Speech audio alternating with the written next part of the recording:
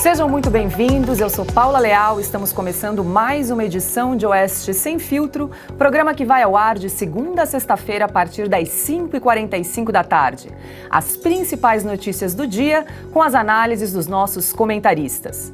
Aqui no estúdio, Silvio Navarro e Gustavo Segré, e Ana Paula Henkel de Los Angeles. Guilherme Fiuza e Augusto Nunes estão de férias nesta semana. E em consequência de restrições impostas pelo YouTube, não vamos mais transmitir o Oeste Sem Filtro e demais programas da casa no canal da Oeste no YouTube. Todos os nossos programas serão transmitidos na plataforma Rumble. O Oeste Sem Filtro também é transmitido na plataforma vimeo.com/Revista Oeste. Então, se houver algum problema com o Rumble, o programa segue nesse outro canal. Hoje, segunda-feira, 16 de janeiro de 2023, confira os destaques desta edição. Ministra do Turismo de Lula é envolvida em mais uma polêmica. Daniela do Vaguinho gastou cerca de R$1 milhão do fundo eleitoral com empresas fantasmas. Já o ministro da Secretaria de Comunicação da Presidência, Paulo Pimenta, promete reativar o que chama de Rede de Defesa da Verdade. Marcos Duval é o entrevistado de hoje. O senador quer pedir o afastamento e prisão do ministro da Justiça, Flávio Dino. Tem muito mais agora nesta edição de Oeste Sem Filtro. O deputado federal eleito Deltan Dallagnol desmentiu ontem a notícia falsa veiculada nas redes sociais de que estaria na Flórida, onde o ex-presidente Jair Bolsonaro passa férias desde 30 de dezembro. O boato dizia ainda que outros políticos estariam nos Estados Unidos, incluindo o governador afastado do Distrito Federal, Ibanez Rocha. A deputada federal Jandira Fegali, do PCdoB, foi uma das responsáveis por compartilhar a fake news. Depois de ser desmentida, ela apagou o tweet. A respeito do caso, Dallagnol escreveu no Twitter, abre aspas, "A esquerda também tem seu gabinete do ódio e aqui está a prova. Jandira Fegali divulgando a falsa notícia de que estou na Flórida e envolvido nos atos criminosos de 8 de janeiro. Não estou na Flórida, estou em Curitiba curtindo o domingo com a família. Que vergonha, deputada." Fecha aspas, está então o tweet de Deltan Dallagnol. Para começar a rodada de comentários aqui no programa Oeste Sem Filtro, dou as boas-vindas a Silvio Navarro. E aí, Silvio?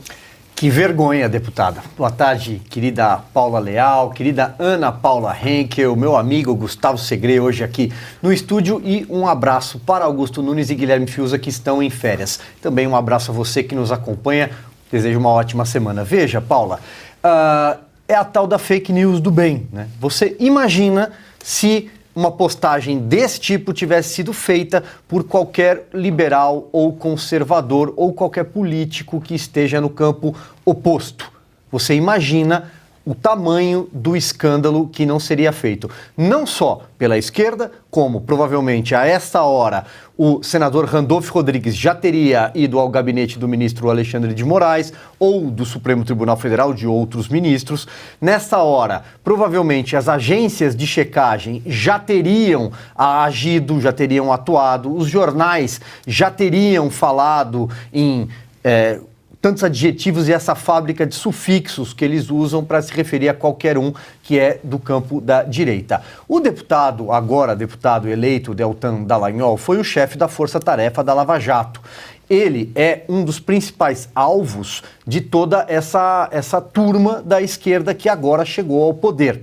Há um revanchismo claro em curso contra ele e isso não é de hoje. Isso já aconteceu há muito tempo. Um revanchismo de políticos, um revanchismo dos tribunais, do Tribunal de Contas, do Tribunal Eleitoral e de outras cortes, e também dentro do próprio Ministério Público, porque justamente há um grupo anti-lavajatista. Isso sem contar os advogados num grupo batizado de prerrogativas. São os anti-lavajatistas, que tem como seu principal líder informal o atual ministro da Justiça, Flávio Dino. Basta lembrar que o Deltan Dallagnol, por exemplo, foi condenado pelo Tribunal de Contas da União por ter agido de forma antieconômica, esse foi o termo utilizado, ao gastar 3 milhões de reais com a equipe, com a força-tarefa da Lava Jato, que recuperou 15 bilhões de reais para o Brasil ao longo de muitos anos. Basta se lembrar que ele responde a diversos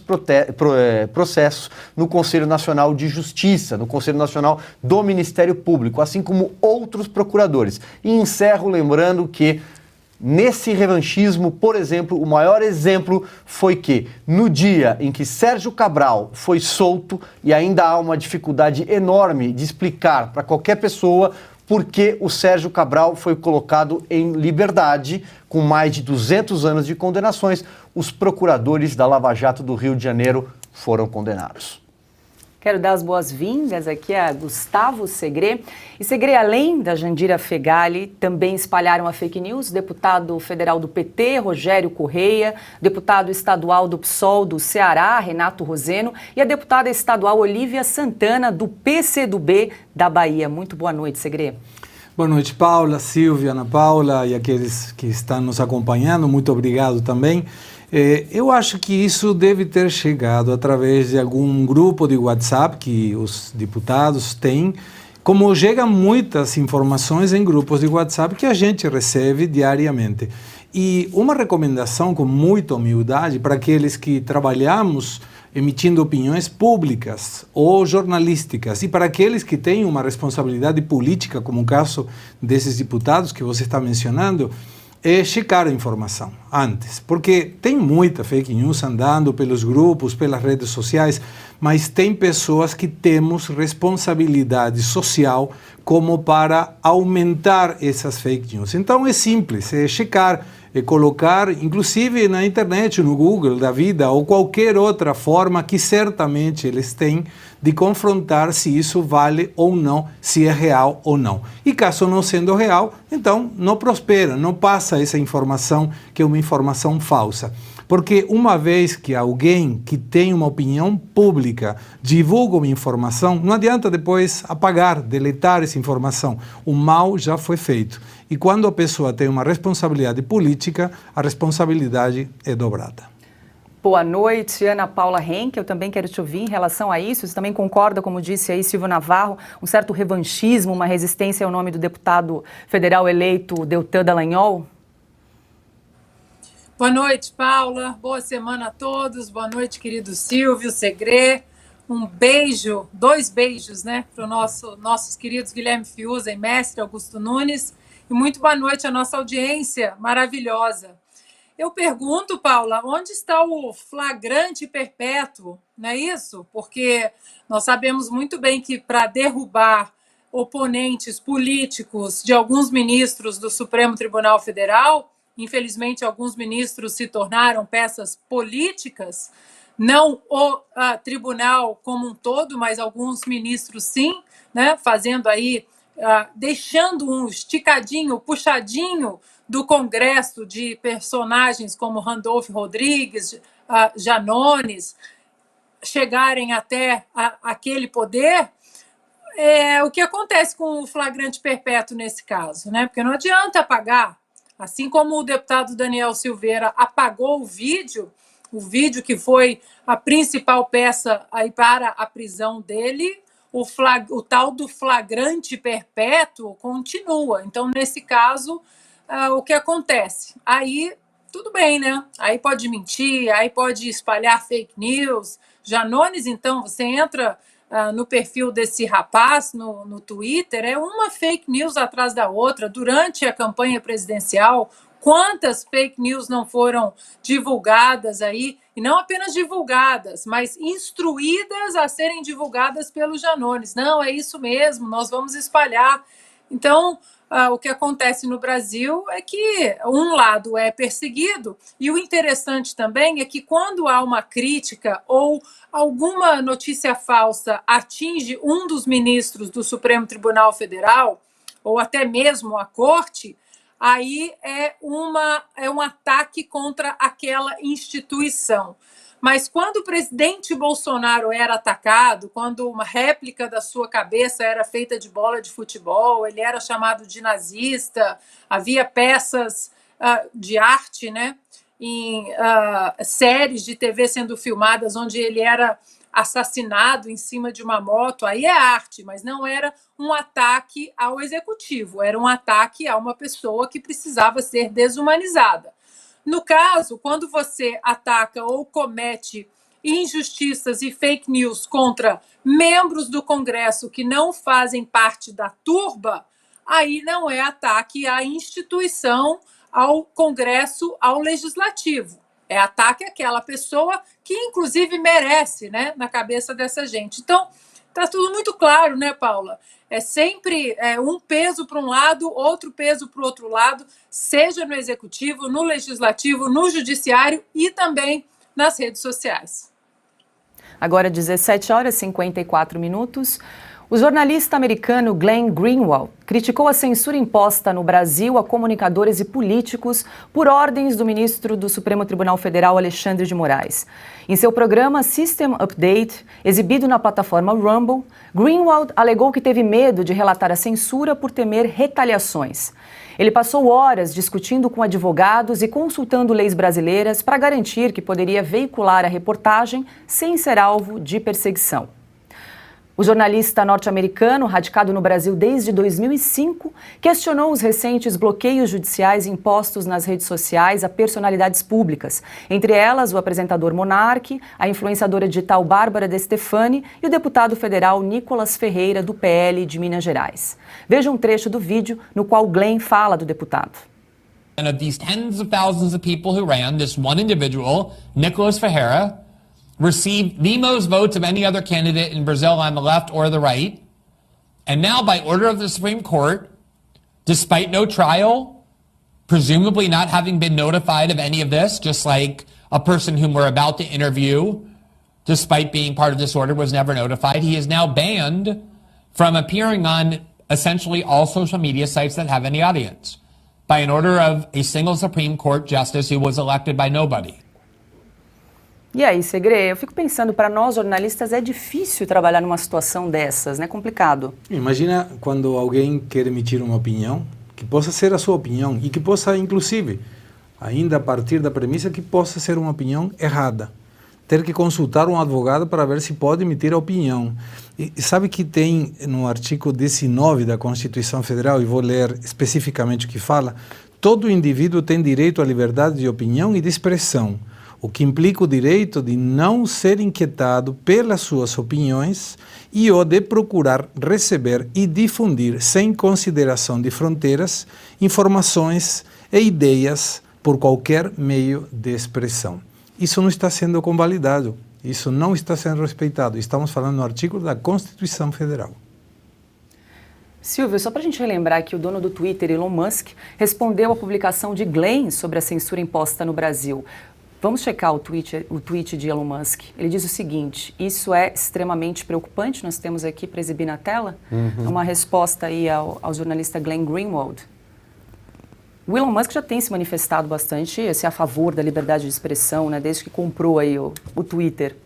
Pois é, veja, Paula, como você bem disse, o Elon Musk tem se manifestado com alguma frequência e eu até convido quem estiver nos assistindo a uma edição recente da Revista Oeste sobre o Elon Musk, sobre o Twitter, justamente essa defesa incondicional da liberdade. Reportagem do Dagomir Marquesi, recomendo a leitura. Agora veja, eu, por exemplo, já discordei muito do Glenn no passado. Na época da operação batizada de Vaza Jato, eu discordei muito da forma como aquelas reportagens do Intercept foram construídas, por exemplo, da forma como aqueles diálogos que nunca ficou provado do ponto de vista de perícia, se eram reais ou não, se havia adulteração naquele material ou não, se aquilo foi pensado, como aquilo foi obtido, né? Os hackers foram presos, inclusive na época, hackers de Araraquara, aqui no interior de São Paulo. Mas veja, eu critiquei muito a forma como o Glenn se manifestou naquela época, e não mudo a minha opinião em relação a essa vaza-jato e a pirataria, porque hackeamento é crime, é importante a gente sempre lembrar. Agora, tem duas coisas importantes neste momento, nessa fala do Glenn, né, nesse programa que ele exibiu. Primeiro, ele está falando para um público fora das nossas fronteiras. Em inglês, o programa dele, são imagens que rodam o mundo. Hoje, por exemplo, o deputado Marcel Van Hatten deu uma outra entrevista para uma emissora em holandês, né, falando para a Holanda, se eu não me engano. Então, veja, é muito importante mostrar o que está acontecendo aqui no Brasil do ponto de vista de cerceamento de liberdade e de censura. Não há outro nome para o que está acontecendo senão censura imposta via judicial por meio da Corte Suprema e censura também, em alguns casos, das próprias Big Techs, a exceção é o Twitter. Mas a gente, aqui no começo do programa, você bem lembrou que estamos sob embargo do YouTube, que de uma forma, numa canetada do dia para a noite, decidiu que nós teríamos exibido, abre aspas, conteúdo violento ou nocivo. E quando a gente bate a porta deles e pergunta que tipo de comportamento pode ser classificado ou rotulado como violento ou nocivo. Até porque, se ficar caracterizado, nós não queremos incorrer mais uma vez neste erro. Mas eles não respondem. Você bate a porta e, no máximo, você recebe uma resposta automática, padrão, que não quer dizer absolutamente nada. Então, portanto, é muito importante que o Glenn esteja passando esta mensagem fora das nossas fronteiras. E em relação especificamente às pessoas que foram citadas aqui, tem influenciadores digitais, tem deputados. Não é a primeira vez que isso está acontecendo com eles, isso é um processo que começou durante a eleição e eu não vou cansar de lembrar na fatídica sessão de 20 de outubro do Tribunal Superior Eleitoral, quando ficou decidida a censura prévia no Brasil, algo que não era visto desde o regime militar, contra a Brasil Paralelo por conta de um episódio que eles iriam exibir sobre a facada, o atentado contra o presidente Jair Bolsonaro no dia 6 de setembro de 2018, ainda na campanha eleitoral. Pois bem, naquela ocasião, a ministra Carmen Lúcia, que já ficou conhecida pela frase "cala a boca, já morreu" no Brasil, ela alertou os seus pares de que se tratava de censura, mas sob o pretexto de que seria um autoritarismo cirúrgico. Dessa vez pode, mas se passar do dia 30 da data da eleição, aí não pode mais. E a coisa continuou acontecendo. É assim que as ditaduras começam. E depois que Glenn manifestou indignação quanto à censura no Brasil no programa dele, System Update, o jornalista foi alvo de homofobia nas redes sociais, com postagens pesadas envolvendo ainda o marido dele, o deputado federal Davi Miranda, do PSOL do Rio de Janeiro. Davi Miranda está internado na UTI desde agosto de 2022 por causa de uma infecção gastrointestinal. Neste post que você vai ver agora aí na tela, o empresário Leandro Ruschel criticou a postura dos esquerdistas. Glenn postou a seguinte mensagem, abre aspas: "Um grupo tão grande de petistas imundos e sociopatas passou a noite atacando Davi ou usando a crise de saúde de Davi para me atacar, que ele acabou no Trending Topics a noite toda. Isso é submundo", fecha aspas.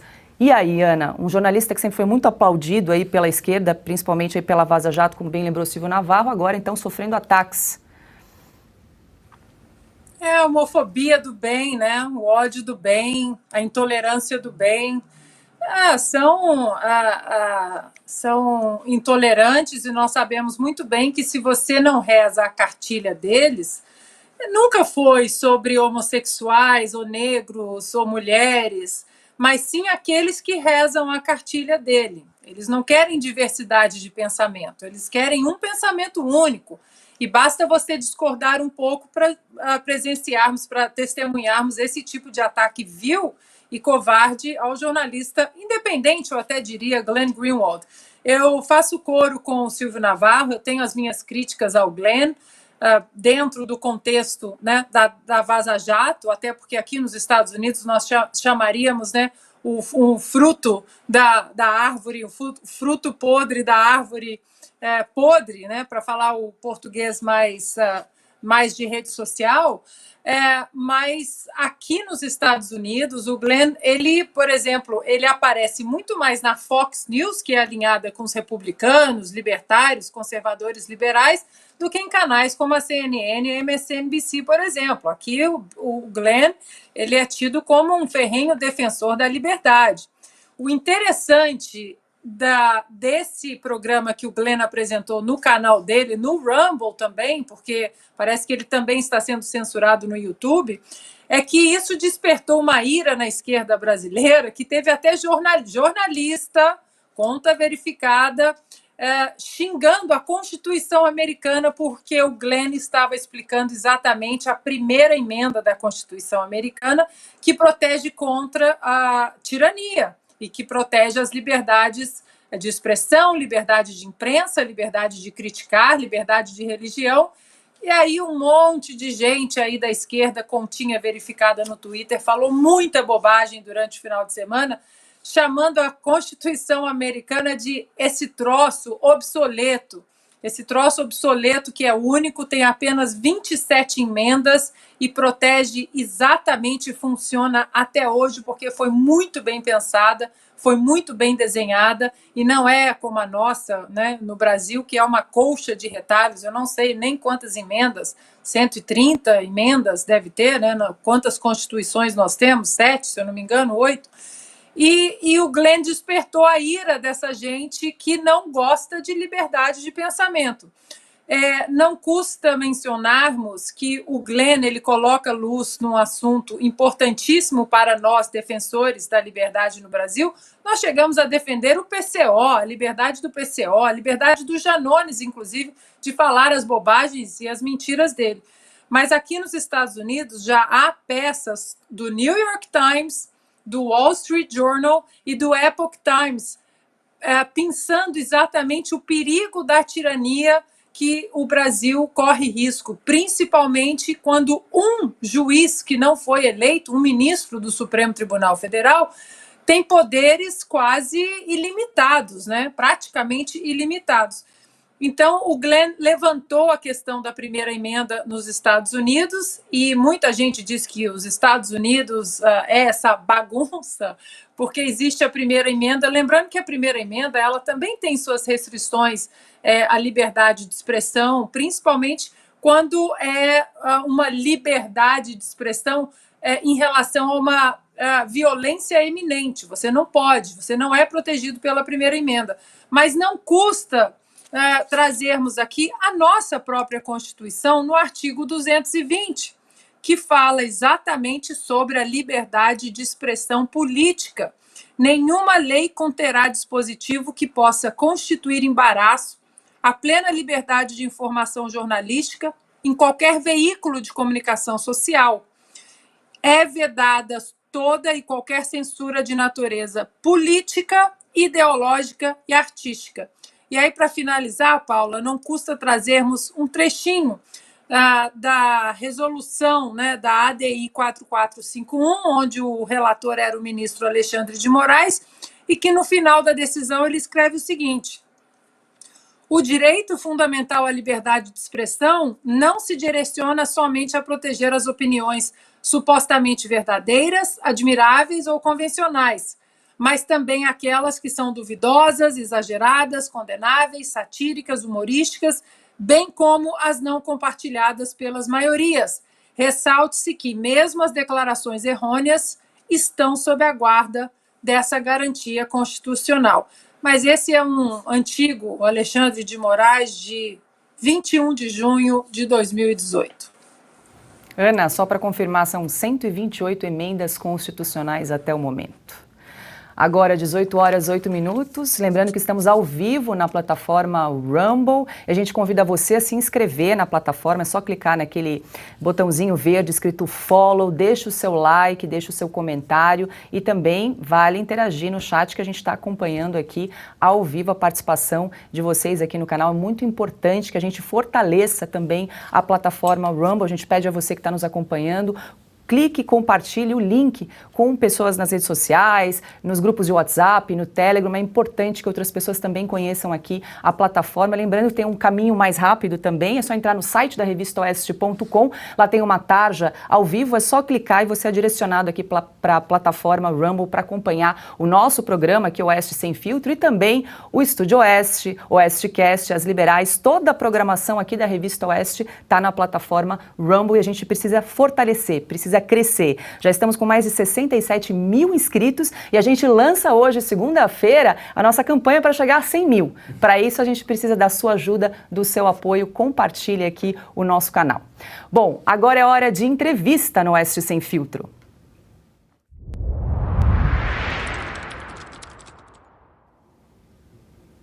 O O senador Marcos Duval, do Podemos do Espírito Santo, afirmou que vai pedir o afastamento e a prisão do ministro da Justiça, Flávio Dino. O parlamentar publicou no Twitter o ofício em que Flávio Dino passa informações ao governador do Distrito Federal, Ibanez Rocha, sobre a possibilidade de invasão à Esplanada no dia 8 de janeiro. Como mostramos na última sexta-feira aqui no programa, nesse documento, Dino informa Ibanez que foi registrada uma intensa movimentação de ônibus se deslocando para Brasília. De acordo com o senador Marcos Duval, o ofício é uma prova que Flávio Dino e o presidente Lula sabiam de tudo e deixaram a tragédia acontecer. Então, nós vamos conversar agora sobre esse e outros assuntos com o senador Marcos Duval. Muito boa tarde, senador, o senhor me ouve bem?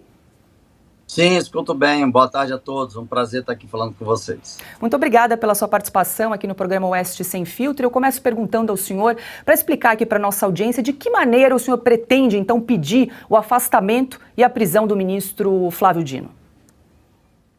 Bom, então eu vou contextualizar. Eu tenho quanto tempo eu tenho para falar, para saber se eu compacto ou... Fica tranquilo, a gente... muita coisa. A gente vai monitorando então tá. aqui, senador. Fique tranquilo. Tá. Então tá, eu faço parte de uma comissão que muitos parlamentares nem sabem que existe, que é a Comissão de Fiscalização das Agências de Inteligência. Então, logo quando ocorreu, na quinta-feira, quinta para sexta, eu tive a informação de que isso iria acontecer, que ia ser uma manifestação que não seria pacífica, mas o objetivo era de invasão, destruição e a tentativa de tomada dos três poderes. Bom, tentei contato com o ministro da Justiça diversas vezes, mandei mensagens, eu tinha mandado uma logo no decreto, que o decreto que o presidente assinou logo na posse, já era um decreto fazendo veladamente botando quase 2 milhões de brasileiros sendo criminosos em 60 dias. Depois, em um outro momento, eu explico por quê. Mas ele já estava ali com aquele discurso de vamos unir, acabou aquela polarização e tal. Mentira. No decreto que ele assinou no dia da posse, com a faixa da presidência da República, ele assinou um decreto para criminalizar 2 mil brasileiros. Bom, o segundo ponto. Quando aconteceu o fato, como chegou para mim, por conta da comissão que eu pertenço, fiz questão de entrar em contato com o ministro para pedir uma audiência rápida, emergencial, porque eu queria saber se também chegou para ele a informação. Bom, nem sequer me atendeu, nem sequer respondeu qualquer coisa do tipo, não quero falar com você, enfim. Numa entrevista, ele vira e fala que não sabe nem quem é Marcos Duval e se Marcos Duval é senador mesmo. Eu falei, bom, então tem coisa para investigar.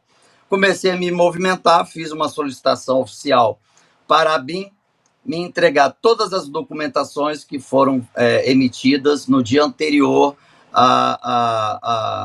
ao fatídico movimento aí de vandalismo. Bom, a ABIN disse que me entregaria na segunda-feira. Hoje é segunda-feira. Agora acabei de ter informação de que já está quase tudo pronto, me entrego amanhã. Eu disse, se não entregar até amanhã, a comissão vai estar fazendo aí uma auditoria, porque um dos diretores trabalha para o governo Lula. Um dos filhos do diretor trabalha com o governo Lula. E eu já joguei isso logo claramente. Falei, olha, vocês estão prevaricando, vocês me deram um prazo, quanto mais vocês embromam em me dar essa informação, mais certo fico do que eu estou levantando. Bom, fiz também um contato com o GSI. Para vocês entenderem, a ABIN, que é a Agência Brasileira de Inteligência, a qual eu fiscalizo, mando recursos e todas as demandas da ABIN, ela tem como, acima dela, e ela precisa reportar sempre de qualquer situação crítica, ela reporta ao GSI, que é o Gabinete de Segurança Institucional. Então, o GSI, a função do GSI, que fica o gabinete próximo ao gabinete do presidente da República, é reportar todas as situações que possam ajudar nas decisões do presidente, seja informações sobre economia, seja informações sobre segurança, seja informações sobre proteção do Brasil, seja informações, quaisquer informações relevantes. E o GSI reportou ao presidente da República e ao ministro da Justiça, o ministro da Defesa e todos, quase 50 outros instituições públicas envolvidas direta e indiretamente na área da segurança. E aí vem em primeira mão para vocês, a comunicação foi feita via o grupo de WhatsApp. Então, o presidente recebeu a informação no WhatsApp no dia anterior, e não adianta apagar, porque existem equipamentos que recompõem. Então, o presidente, eu digo agora, oficialmente, tinha a informação no dia anterior. Saiu de Brasília, deixou o ministro da Justiça aqui, e aí as pessoas não se atentaram. O que estaria fazendo o ministro da Justiça num domingo de tarde, em plena primeira semana de janeiro, meio do recesso do Congresso, sozinho no Ministério? Ele dizendo que abriu a janela, viu a situação e fez lá um ofício para o governador. Dizendo ainda para o governador, se precisar, acionaria a Força Nacional. Bom, o que ele acabou se entregando, primeiro, que estava ali vendo a situação. Ou seja, ele já tinha informação que não seria uma manifestação pacífica. Existiria a célula que estava já programando a invasão e a destruição dos três poderes. Então, isso já sobe de um grau e vai para o outro grau, nível máximo. Então, não tem como dizer assim, não vai acontecer nada. A direita sempre fez manifestação pacífica, e é verdade. Se a gente olhar o histórico de 4 anos, nunca nenhum copo que eu me lembro foi quebrado e teve briga e nada. Absolutamente nada. Mas, como tem informação, ele sendo o ministro da Justiça, quer dizer, tem que ter a obrigação de saber sobre a questão de segurança, ele não tem como dizer que foi pego de surpresa. Não, porque tanto ele como o presidente já sabiam um dia antes. Já solicitei o GSI via ofício, imediatamente, a cópia dessa informação, porque a certeza que foi enviada eu já tenho. Bom, eu e o presidente da SECAI, nós estamos já trabalhando nisso, estão embromando em dar a documentação que antes era de pronto, de imediato, fornecia para nós. Isso é um claro indício de que estão tentando achar uma maneira de velar ou apagar, não tem como, porque eles sabem que a gente consegue com o equipamento voltar com o arquivo, mas estão tentando achar uma maneira de não repassar essa informação oficialmente. Bom, mas não vai ter jeito, uma hora vai chegar. É questão de tempo, porque nós temos até autonomia de abrir uma sindicância e a comissão ir lá e fazer todas as verificações, enfim. Então, eles sabem que nós temos essa prerrogativa. E o que é pior, no sábado, aí a imprensa tradicional tem dito, não, mas isso cabe ao Ministério da Defesa. E o próprio ministro, numa entrevista, ele desfaz o que ele falou para o governador via ofício, ou seja, se precisar, governador, nós podemos acionar a Força Nacional. Numa outra coletiva, logo após a ocorrência, ele disse para os repórteres, eu não poderia acionar a Força Nacional, só posso se tiver intervenção federal. Mentira! Ele mesmo já tinha feito um ofício antes, dizendo que a Força Nacional poderia estar de pronto emprego. E não usou, ele somente fez isso para não dizer que não fez nada, não procurou saber se o governador teve ciência do ofício que ele enviou, e não preparou as instituições, as equipes preparadas para distúrbios civis. Então, quando nós sabemos que tem a possibilidade, que já a informação já chegou, que é o objetivo é de invadir, destruir, e infelizmente, vários manifestantes de direita, e eu sou de direita, não sabia que iam ser usados para esse objetivo. E várias pessoas foram até lá. Tanto é que tem um grupo que eu identifiquei que eles tinham uma técnica, eles desenvolveram uma técnica utilizando o extintor de incêndio, a mangueira de água e o estilingue. a mangueira de água para cortar o efeito do gás dos policiais. O extintor, eles usaram do pó químico, exatamente para manter aquela nuvem por mais tempo no ar. Então, você prejudica a visibilidade do policial. E também o estilingue para começar não só a atirar em direção aos policiais, como também começar a quebrar as vidraças. E aí todo mundo sabe que existe o tal... foi um estudo muito bom, que até que escreveu o livro, um policial que foi chefe da polícia de Nova York, que introduziu a tolerância zero. Ele fala sobre os efeitos da janela quebrada. Então, quando se tem a janela quebrada, você escuta e vendo janelas sendo quebradas, nós temos a sensação de que não tem ninguém, que o local está abandonado e que nós podemos, então, quebrar as janelas. Então, começa um movimento que a gente chama efeito manada. Todo mundo começa a fazer a mesma coisa. Tem um grupo dos bolsonaristas que entraram filmando inocentemente e eles vão responder em liberdade, os outros em regime fechado. E tem um grupo que ficou na grama, sem entender o que estava acontecendo. Então, não dá para dizer que todo da direita é anarquista, não sei o quê. Não. Já foi claramente identificado que era um núcleo pequeno até o objetivo disso. Então, a informação chegou para mim, chegou para o ministro, chegou para o presidente, chegou para todo mundo que deveria chegar. Então, o que é grave é o presidente da República, ciente da situação, deixou Brasília para que a tragédia ocorresse, podendo levar o risco de pessoas perderem a vida, como aconteceu nos Estados Unidos. E ele quis, assim, fazer com que, então, a oposição se autodestruísse. Quando eu comecei a colocar publicamente que havia informações, indícios de que ele sabia antes, ele começou a fazer movimentos, a CPI, ele começou a avisar os senadores do PT que até então estavam sedentos para dar início à CPI, para botar a responsabilidade no ex-presidente Bolsonaro. Quando eles viram a minha movimentação e mostrando o que realmente aconteceu, o presidente atual pediu para que os senadores tirassem os nomes da CPI. Como ela vai ter que ser refeita a solicitação por conta da nova legislatura, eles não vão subscrever.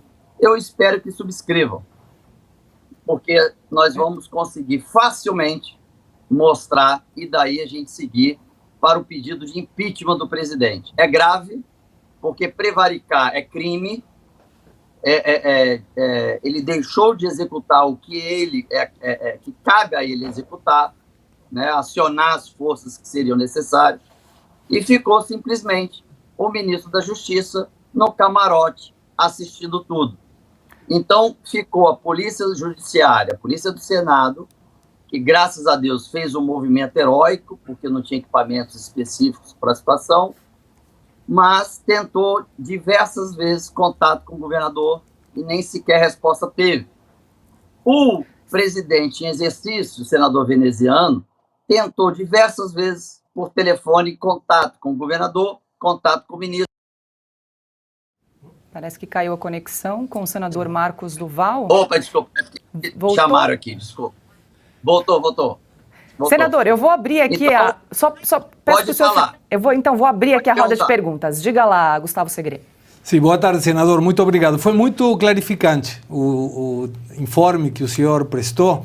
E eu fui um pouquinho atrás da história, porque a imprensa internacional, sobretudo, chama de golpistas e terroristas. E eu fui até o ano 509 a.C., que foi o primeiro golpe de Estado, quando a dinastia Tarquín foi contra o antigo rei, que chamava Tarquínio o Soberbo, e estabeleceu a República Romana. Dessa data até agora, foram feitos muitos intentos de golpes de Estado e alguns concluíram com uma resposta a favor dos golpistas. Mas daí tinha duas características que se apresentavam em quase todos os intentos de golpe de Estado. Um era armação, ou seja, tinha que ter armamentos por parte daqueles que disputavam a tentativa de tirar um governo, porque o governo tem à disposição das forças de segurança. E a outra questão é as características dos golpistas, que eram, em geral, maioritariamente homens, não tinha pessoas de idade, muito menos mulheres, nunca grávidas e nunca crianças. Que foram muitas as pessoas que eu vi vídeos, inclusive do senhor, nessa situação, nesse ginásio que tinha vários detenidos. Aí vem a pergunta de configurar a todo mundo na mesma sacola, dizendo que eram todos golpistas, quando o senhor identificou 3 grupos perfeitamente divididos e, inclusive, teve um vídeo nas redes sociais que tinha até cadeira de praia nos golpistas. Então, como configura essa questão do ponto de vista penal daquela pessoa que foi ingenuamente a participar de uma manifestação que para ela era pacífica, mais uma das tantas, e que termina nessa conclusão de quebradeira do patrimônio público, que claramente deve ser investigado, processados os responsáveis, quem financiou, com todo o rigor da lei, claro. Exatamente, Bom, eu identifiquei assistindo logo no dia, eu cheguei, peguei um voo, vim para Brasília de forma emergencial, até porque falharam na comunicação, porque eu e mais 5 senadores estávamos de plantão, e nós tínhamos que ser acionado 12 horas de antecedência, e não acionaram, e mesmo assim eu peguei um voo e vim. Bom, quando eu cheguei lá, estava todo mundo no galpão, todo mundo em estado de choque, muitos com síndrome do pânico, quase todos com síndrome do pânico, porque achavam que iriam direto para a cadeia, para o presídio. Bom, e aí eu, com calma, fui pedindo para todo mundo sentar, eu estava ao vivo, para poder não ter manipulação nenhuma, deixei pedir para que todo mundo sentasse e eu fui explicando o que poderia acontecer. Bom, então, primeiro, o núcleo, que eu chamo núcleo terrorista, vamos dizer assim, mas não é enquadrado como uma ação terrorista, eles já estavam programando, treinando, e não há dúvida que alguém da área que conhece sobre distúrbios civis repassou um conhecimento básico, vamos dizer assim, porque não tinha armamento de fogo, mas adaptaram. Porque a forma com que eles usaram é alguém que sabe que a água corta o efeito do gás, que o extintor de pó fica tanto tempo no ar e prejudica a visão, e aí vai. Tanto é que quando vocês puderam ver o vídeo dos policiais do Senado, eles começaram também a jogar água, que tem muita força, em direção aos policiais, e começaram a jogar o estilingue. Por quê? Porque o policial, quando recebe aquela água ela parece várias agulhas jogando em você. É muito forte. É natural que o policial feche os olhos. Nisso, o outro estava com o estilingue, com bola de aço, jogando nos policiais, é igual um tiro. E também quebrando as vidraças. Então, você vê os policiais dizendo, abaixa a viseira, e não era uma viseira balística. Ou seja, se tivesse pessoas com arma de fogo, a viseira ia ser simplesmente, não ia servir de nada. Bom, então esse grupo é um grupo específico que não representa a direita. E a direita repudiou, é lógico. Outro grupo que a imprensa bota todo mundo no mesmo balaio, que é o grupo que eu chamo dos extremistas ou dos radicais, não sei. Mas eles entraram, não quebraram e só estavam filmando. Então, esse grupo eu considero a direita, a extrema-direita. Parece que caiu a conexão novamente. Desculpa, o telefone não para, eu esqueci de botar modo avião, gente, desculpa. Pronto, desculpa. retornando, Bom, senador. então tinha um grupo, segundo grupo, que era o grupo dos bolsonaristas, vamos dizer assim, que estavam filmando o que estava acontecendo e não estavam quebrando nada. E o outro grupo, que eu falo que é a direita civilizada, estava lá no gramado. Bom, técnica policial no mundo inteiro para coordenar e estancar uma crise social, que a gente fala de distúrbio civil, vem então a polícia, que é chamada polícia de choque, até porque, coincidentemente, os caminhões que eles usam dão choque se alguém encostar, mas não é por causa disso, não. E eles vêm fazendo tipo como se jogasse uma rede, fazendo um arrasto, assim, para pegar peixe. E aí, quando você puxa a rede, vem todo mundo. Vem o peixe que você quer e vem peixe que você não quer, né? Então, esse grupo juntou quase 2.000 pessoas, aliás, 1.500 pessoas, foram todas para dentro dos ônibus e começaram a rodar para tentar achar um local para fazer a separação do joio do trigo. Passaram na frente do acampamento, que é uma área militar, e já tinha sido dado a ordem de desocupar, e botaram essas pessoas para dentro do ônibus. E elas foram inocentemente para dentro do ônibus, achando que seriam levadas para a rodoviária e tudo mais. Mas a situação estava tão caótica que aí completou, ficou 2.000 pessoas. E aí essas 2.000... Perdemos Desculpa, novamente. é minha filha. Desculpa. Vamos lá. Essas 2.000 pessoas, elas estavam sem saber o que ia acontecer. Então, ali tinha tanto o grupo terrorista, a célula terrorista, estavam ali os radicais e os civilizados. Bom, quando eles chegaram, aí lembraram que a Academia da Polícia Federal seria a única estrutura que pudesse entrar tantos ônibus, botar as pessoas, e eles tinham uma noção de que em algumas horas estariam feito já toda a separação. Porque normalmente, no máximo, no mundo inteiro, 50 pessoas passam por essa situação. Ali são 2.000 pessoas. Probleminha de conexão com o senador Marcos Duval. Enquanto a gente tenta restabelecer contato com o senador, a gente segue aqui comentando mais a respeito desse assunto, porque o governador de Minas Gerais, Romeu Zema, sugeriu hoje que o governo Lula fez vista grossa aos atos de vandalismo registrados no último dia 8 em Brasília.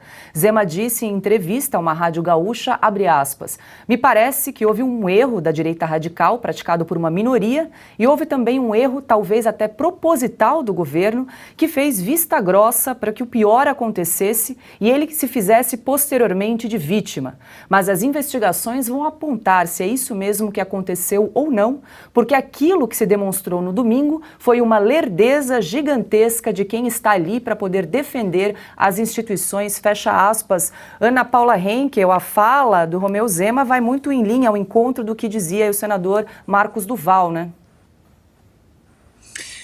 Pois é uma pena, tomara que a gente consiga restabelecer a conexão e vai também, Paula, de encontro ao que disse a uma entrevista na CNN ao jornalista William Vac, o ex-ministro da Defesa, Raul Jungmann. Eu estava até aqui anotando, busquei a entrevista dele e estava anotando exatamente o que ele disse, e ele disse o seguinte, abro aspas, temos o comando militar do Planalto. Sob o comando está a Guarda Presidencial. Essa Guarda Presidencial, ela mantém um pelotão 24 horas no subsolo do Palácio do Planalto. Esse comando é responsável pelo Alvorada, Planalto e pelo Jaburu especificamente. Lá embaixo do Palácio do Planalto, nós temos um pelotão de homens que quem comanda é o GSI. Pelotão, quem manda na Guarda Presidencial, quem dá determinações para o Comando Militar do Planalto é o GSI. Essa questão não está esclarecida. Temos que esclarecer esse apagão da inteligência do governo federal, que tem diversos órgãos. Vários sinais foram dados. Questões precisam ser esclarecidas e não foram. Eu não tenho visto a figura do responsável, se eu não me engano, o general G. Dias, a respeito do que se passou, porque esse curto-circuito, o que houve naqueles momentos em que a Guarda Presidencial e o Comando Militar do Planalto, que obedecem às ordens do GSI, eles não se moveram e não se mobilizaram para isolar o Palácio do Planalto. Está aí o ex-ministro da Defesa, Raul Jungmann, que disse, né, que é praticamente impossível uma invasão aos palácios do Planalto, Alvorada e Jaburu, então que uma investigação corra. Agora, é importante senadores como o senador Marcos Duval encabeçarem esse tipo de investigação também, porque senão vai ficar tudo dentro da bolha do novo governo, né? E aí, será que vamos, de fato, esclarecer o que aconteceu? E a gente retoma agora a entrevista com o senador Marcos Duval, do Podemos do Espírito Santo. Senador, o senhor me ouve? Escutei até a fala da querida aí sobre a guarda que poderia estar de prontidão lá embaixo e foi dispensada. Existe, claro, assim, não há. É como se eu chegasse para vocês e dissesse: imagina um túnel, de um lado eu botei um cachorro, do outro lado um gato. Fechei, estou ouvindo a barulheira. Eu não preciso ver para saber o que está acontecendo, né? Então tem coisas que são óbvias. Então é óbvio, não há dúvida de que primeiro, que eles tiveram a informação no dia anterior, isso é 100% de certeza. Zero dúvida sobre isso. As decisões que foram tomadas, nós estamos fechando o cerco, porque pediu o levantamento, oficialmente agora, o levantamento de quem entrou no Ministério da Justiça, se foi apenas o ministro ou uma comissão, que ele pode pegar do tipo, fui para lá para dar continuidade à transição, nem meus assessores para me ajudar nos... Não. Até onde eu tive informação, ele sozinho, ficou lá sentado, ficou na sala sozinho num domingo de tarde, coincidentemente, no mesmo horário que estava programada a estação. Bom, então, do GSI, que a obrigação do GSI é comunicar ao presidente de qualquer fato que está para acontecer. Ou seja, se ele não comunicou, o GSI vai ter um crime grave. Então, de pronto, esse grupo tem que estar preso para não atrapalhar nas investigações. E outra, o próprio ministro da Justiça, ele se contradiz o tempo inteiro, falando que a Força Nacional só podia ser acionada se tiver intervenção federal. Mentira. Tanto é que, em setembro, o Ministério, o STF, acionou a Polícia Federal para fazer a segurança da estrutura. Não sei se vocês lembram disso. E não estava intervenção federal. Então, o STF acionou a Polícia Federal. Então, tem algumas imprensas que estão querendo... mas isso cabia ao ministro da Defesa. O ministro da Defesa cabe não só a questões... Ela podia ser acionada, como foi, a Polícia de Choque, a Polícia do Exército, mas ela para fins de proteção do país. Então, se tivesse acontecendo isso em vários estados, cabe ao Exército de pronto emprego estar nas ruas operando e dominando. Aqui nós tínhamos... E tanto é que a polícia do Distrito Federal, ela tem uma prerrogativa que as outras polícias pelo país não têm, de atuar em órgãos federais. Então, não precisa de uma intervenção federal para que até a própria Polícia Militar do Distrito Federal possa ser acionada. Porque em outros estados, quando tem crimes em universidades federais, a Polícia Militar e a Polícia Civil não pode entrar para investigar. Quem faz isso é a Polícia Federal. Então, como é a única polícia que tem a prerrogativa de poder agir nos órgãos federais, ela é hoje referência no mundo inteiro de contenção em distúrbios civis. É extremamente capacitada a tropa de choque da Polícia Militar do Distrito Federal. Tanto é que quando ela chegou, em 8 minutos, ela coordenou e resolveu, parou tudo. Bom, eu estava falando dos que estavam lá dentro. Então, os que estavam lá no ginásio, quando eu cheguei, síndrome do pânico, teve um que cortou os pulsos lá na hora, uma mulher que desmaiou, mas aí todo mundo gritou, morreu, e eu estava ao vivo, eu fui filmando, mas era só um desmaio, então estava aquela intensidade enorme. Na noite, que estava se seguindo, os policiais federais que foram pegos de surpresa com esses 2.000 manifestantes para ser sabatinado, eles, por isso que eu quero aqui fazer a defesa dos policiais federais, porque o que eles fizeram? Ali é uma academia de polícia, não é um local de sabatinar quem não tem culpa numa manifestação. Então, eles de pronto pediram para a família ajudar no fornecimento de colchões, lençóis, água, e como estava todo mundo em pânico, todo mundo estava filmando as coisas numa intensidade de desespero muito grande e mobilizou todos nós, inclusive eu, né? Mas aqui não estou dizendo que estava um campo de passeio, nada disso. Então, a Polícia Federal desfez um gabinete para botar a OAB, desfez um outro para botar a Defensoria Pública, eu passei e verifiquei, e outro para para os advogados voluntários que foram aparecendo por lá. Todo mundo identificado, e também foi montado de forma rapidíssima, na madrugada, um hospital de campanha. Enorme, uma estrutura enorme. E tinha ali umas 30 pessoas, entre médicos e enfermeiros. Bom, então eu disse para as pessoas que estavam ali o seguinte: gente, sem sofrer por antecipação, nós temos um dizer que a gente fala, a expectativa da morte é pior do que a morte. Então eu disse, vamos sentar, calma, eu vou explicar para vocês o que se faz. Primeiro, para estar todo mundo aqui dentro, vocês deviam estar em toda a área de risco.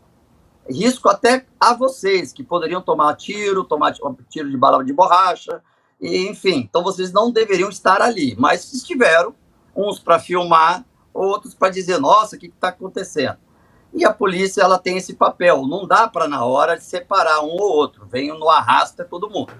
Aí eu disse o seguinte, porque estão tomando o nosso celular e tal. Aí eu disse, mas eu estou vendo todo mundo de celular aqui.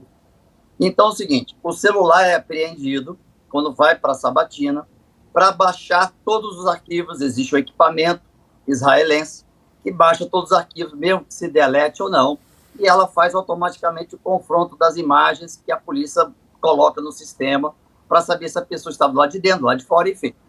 Mas ficou retido durante um dia. Eu disse o seguinte, não vai ter celular apreendido aqui, tanto é que vocês estão com o celular, estão podendo carregar. O que vai acontecer? Aqueles que estavam lá dentro, quebrando e destruindo, vai diretamente para o presídio, provavelmente da Papuda. E aí eu digo para esse grupo, faço questão que vão e fiquem lá em regime fechado por muito tempo, porque não deveria ter feito isso, eu não vou compactuar com o extremismo. Então esse grupo já se prepara, e não tem como deletar, não adianta vocês deletarem nada, vocês daqui vão para o regime fechado. Bom, outro grupo que estava lá dentro filmando, de curioso, querendo ter a rede social com seguidores e dizendo que missão cumprida. Vocês vão prestar um depoimento e vão responder em liberdade. Mas não vão responder em liberdade. Vocês precisam contratar advogados ou usar a defensoria pública, mas vocês vão estar em liberdade no máximo hoje ou amanhã. Aquele grupo que estava lá na grama, que era a grande maioria, a massa que estava lá na grama, vai sair daqui, já vai ser liberado, já vai para casa. E muitos dos ônibus já estavam levando direto para a rodoviária. Então, quando eu separei os três grupos, eu vi que muitos começaram a ficar mais calmos, outros ficaram extremamente tensos, que é o grupo que estava filmando, e o outro meio que já sabendo que não tinha solução, que ia para regime fechado. Senador... Então, esse cenário que eu fiz na hora, e a gente não tem esses radicais. Aí você pensa assim, poxa, tem algo estranho. Como é que passa 4 anos de manifestações da direita gigantesca no Brasil inteiro, com multidões nunca vistas na história e nenhum incidente? E, de repente, na primeira semana de um presidente, que é a oposição, acontece algo que vai entrar para a história de forma vergonhosa para o brasileiro. E caindo no colo da direita. E aí, quando eu comecei a acionar a comissão a qual faço parte, foi chegando, eu fui levantando, fui pegando, e aí as verdades começaram a chegar. Quero registrar de fato... Bom, pode perguntar, desculpa. Só para a gente rodar aqui, vou pedir uma gentileza para a gente fazer perguntas e respostas mais curtas em razão do nosso tempo. E só registrar que mais de 47 mil pessoas nos acompanham aqui ao vivo na plataforma Rumble. Muito obrigada pela sua audiência. Diga lá, Silvio Navarro. Boa tarde, senador. Em primeiro lugar, parabéns por estar em Brasília, por estar trabalhando nesses dias tão agudos, né? Nesses dias tão conturbados para o país, porque, na verdade, talvez os 81 senadores deveriam estar em Brasília. Não há outra razão para manter o recesso, estar lá em férias com o país nessa situação que está. Em segundo lugar, quando o senhor faz de uma forma muito clara, muito lúcida, a divisão dessas pessoas que estão lá, eu sempre me recordo de uma imagem que mostra um vendedor de algodão doce descendo no meio da multidão e crianças ao redor, provavelmente até comprando algodão doce. Isso deixa muito claro que houve uma mistura que acabou de forma trágica, e a gente condena aqui qualquer tipo de violência, qualquer tipo de depredação. Agora, senador, eu queria perguntar para o senhor o seguinte, o presidente do Senado, o presidente do Congresso Nacional, Rodrigo Pacheco, está atendendo o telefone? O que é que o presidente do Senado tem dito em relação a isso? E também do ponto de vista prático, o senhor falou agora há pouco em sindicância, a imagem travou? Ah, não, agora voltou. O senhor falou agora há pouco em sindicância, em CPI, que não vai ter. O que pode acontecer de forma prática para que essa situação toda seja elucidada de uma vez por todas? Olha, as dúvidas que nós tínhamos horas após essa tragédia já foram todas resolvidas. Não temos mais dúvidas de nada. O cenário todo já está desenhado e sacramentado. Agora a gente está em busca das documentações para tornar público o que nós estamos já afirmando. Bom, o presidente do Senado estava fora do país. Então, o vice-presidente veneziano Rego estava como presidente em exercício, foi acionado pela polícia do Senado da situação, né? Tanto que eu tinha até me esquecido que, como eu sempre, a minha pauta sempre foi combate à corrupção e o crime organizado, infelizmente eu vivo com escolta do Senado. Então eu não tenho mais liberdade nenhuma, parece que eu estou com tornozeleira, porque desde 2019 eu tenho 4 policiais que ficam comigo o dia inteiro, 24 horas. Tanto é que o diretor da polícia do Senado perguntou se eu poderia liberar 2. Eu falei assim, não, isso no dia anterior. Eu falei, não, podem todos que eu não saio de casa, eu vou ficar dentro de casa. E, quer dizer, ele já correu se programando porque não estava conseguindo contato com as instituições que deveriam atendê-lo de pronto. O GSI, a ABIN, o governo do Estado, enfim, os ministros e tudo mais. Ministro da Justiça, ministro da Defesa. Ele tentou de tudo quanto é jeito. O veneziano, do estado dele, tentou contato com o governador, também não conseguiu resposta. Eu entrei em contato com o veneziano e ele disse, senador, estou tentando, mas não está nem atendendo. E ele ficou nessa situação dizendo, não estou conseguindo. E quem não é da área achou que, como tradicionalmente, historicamente, a direita nunca deu confusão, não entenderam que tem que se preparar para o pior. Nós temos uma premissa na segurança pública no mundo inteiro que diz, a SWAT tem isso como lema lá dentro do departamento, escrito bem claramente, se prepare para o pior, mas espera o melhor. Então, se te dão um cenário de que nível 5 de insegurança, você joga para 10. Você nunca pode subestimar.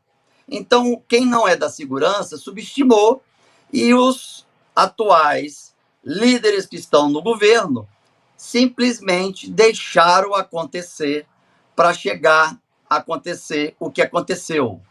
É inacreditável imaginar que um presidente da República quis fazer isso para destruir com a oposição já na primeira semana e com o discurso de todo mundo unido, todo mundo junto, agora é o novo país. Hipócrita, mentiroso e hipócrita. O que nós vamos fazer agora? Provavelmente vai ter muita resistência da CPI, porque inicialmente toda a oposição, aliás, a situação correu para fazer uma CPI para botar a culpa no Bolsonaro. Não, vamos fazer porque se for bolsonarista, Bolsonaro. Quando eu vim com esse assunto de que o presidente sabia e comecei a falar isso e tornar claro para todo mundo, começaram a recuar e agora está tendo resistência da CPI. Independente de CPI ou não, a nossa comissão, que é feita para fiscalizar os órgãos de inteligência, vai estar tomando as providências.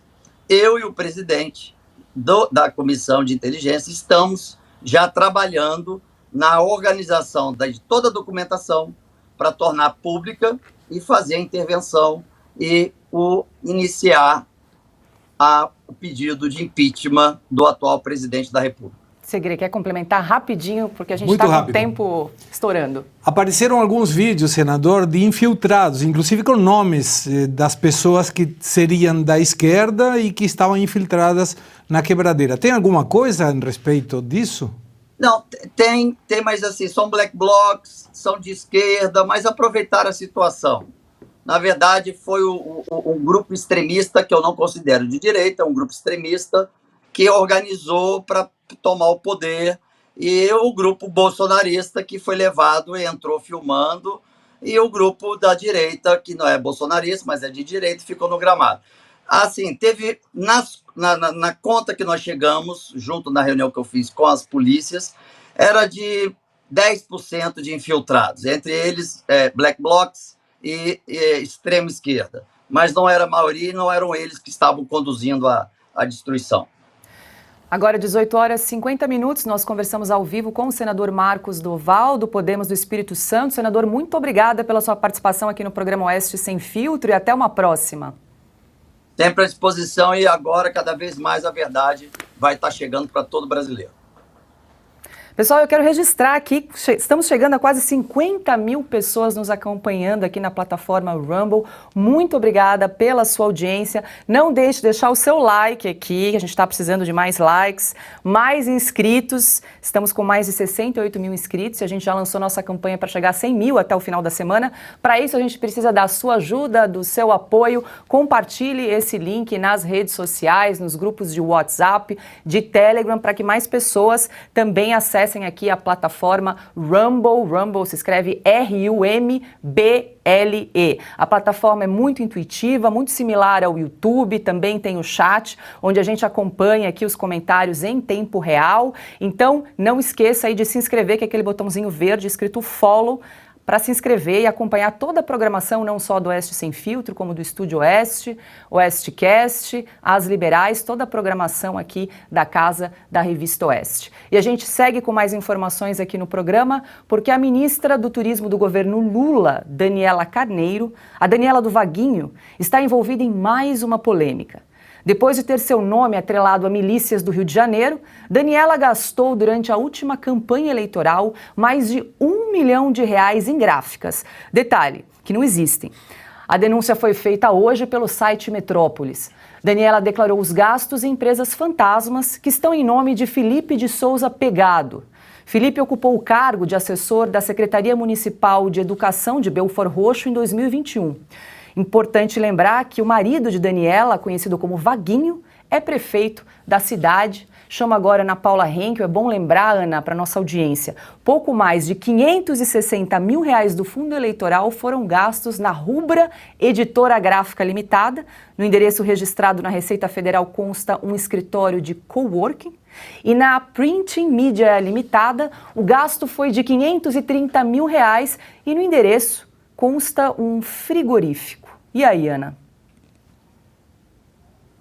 Agora, imaginem, Paula, se uma ministra do presidente Bolsonaro tivesse tudo isso exposto, né? Estaríamos vivendo uma das maiores guerras para derrubar a ministra no Brasil, como houve tantas guerras midiáticas para tentar derrubar Paulo Guedes, Tarcísio, tantos outros ministros aí. Agora são 37 ministérios, um cabide, né, um armário gigantesco para os penduricalhos do petismo, né, muita gente aí no escurinho do cinema com o PT.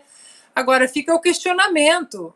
Onde está o questionamento em relação a essas relações supostamente nada republicanas? O que entristece o bom jornalismo é exatamente um peso, duas medidas. É por isso que o Glenn Greenwald está sendo tão atacado, porque ele está questionando, ele está cometendo o maior crime hediondo hoje no Brasil, que é questionar, que é perguntar, principalmente perguntar autoridades, aqueles, embora não teve absolutamente nenhum voto de ninguém, nenhum ministro do Supremo Tribunal Federal tem voto de ninguém, então é proibido questionar, é proibido perguntar, é proibido debater, é proibido levantar suspeitas, é proibido investigar. É uma pena que não deu para continuarmos a conversa com o senador Marcos Doval, muitas informações também, a entrevista foi longa e muito boa, mas eu acho que provavelmente as redes sociais dele serão derrubadas. Está questionando demais. está perguntando demais, está apresentando documentos demais, vídeos demais, evidências demais em relação ao fatídico 8 de janeiro e a perguntas incômodas. Então, resta saber se quem questiona agora esses envolvimentos da ministra, como eu falei, nada republicanos, se isso será possível ou se as redes sociais serão derrubadas também.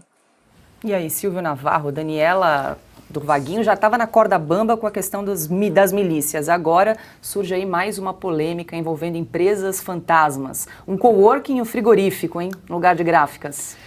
Ô Paula, você vai se lembrar que na primeira semana de governo, a primeira reportagem foi do jornal Folha de São Paulo, encontrou a ligação da ministra Daniela do Vaguinho com um miliciano. De segunda a sexta-feira eles acharam um miliciano por dia, até descobrirem que ela era ligada a uma milícia inteira na cidade de Belford Roxo, na Baixada Fluminense, cidade administrada pelo marido dela. A nossa reportagem aqui da Oeste publicou às vésperas do 8 de janeiro, né, a tragédia que aconteceu em Brasília.